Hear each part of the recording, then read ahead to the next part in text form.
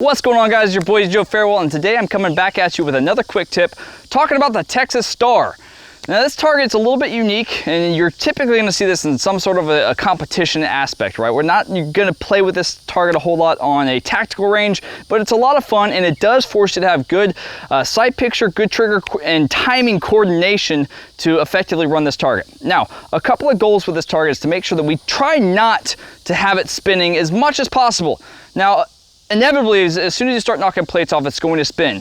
But you can eliminate a lot of that by starting at the top rather than the bottom. If you shoot the bottom, you're going to have a whole lot of extra momentum causing the plates to spin, which means that you're going to have to be faster on your sights, faster on your trigger, and get the timing even more efficient. So when we look at this, depending on how the star settles, now it can settle many different ways based off the star that you're shooting at and the setup that it's on, how it's placed on the ground, but how it settles really makes a difference. So right now, this is the top plate. This is the one that I want to shoot first.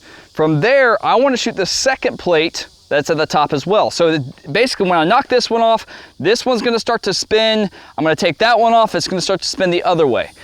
When we do that, you have one of two options that you can do. Number one would be to stay on the same side. So as soon as we hit this one, the star's going to start to spin. We hit that one, it's going to start to spin. We keep on working off of one side.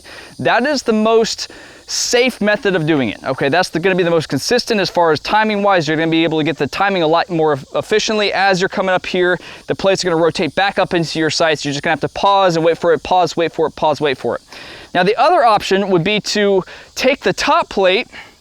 So for instance, if we have this one up here, we'll take the top plate, come to this side, take this one, and then we can immediately transition all the way across the star and pick up here, transition across the star again, pick up this one, and then finish on the bottom.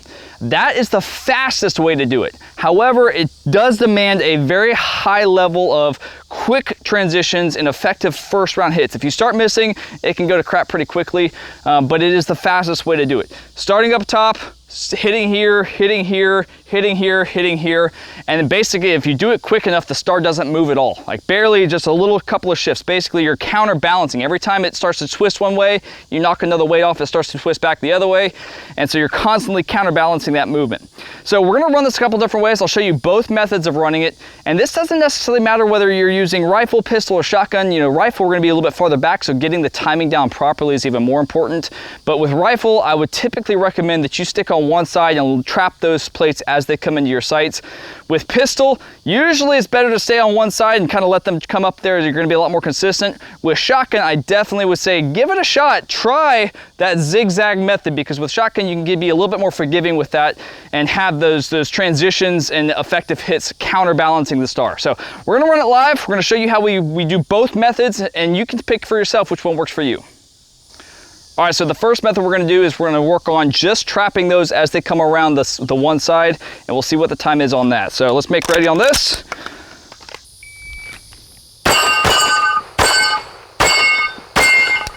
All right, so time on that one. Miles, what do we got?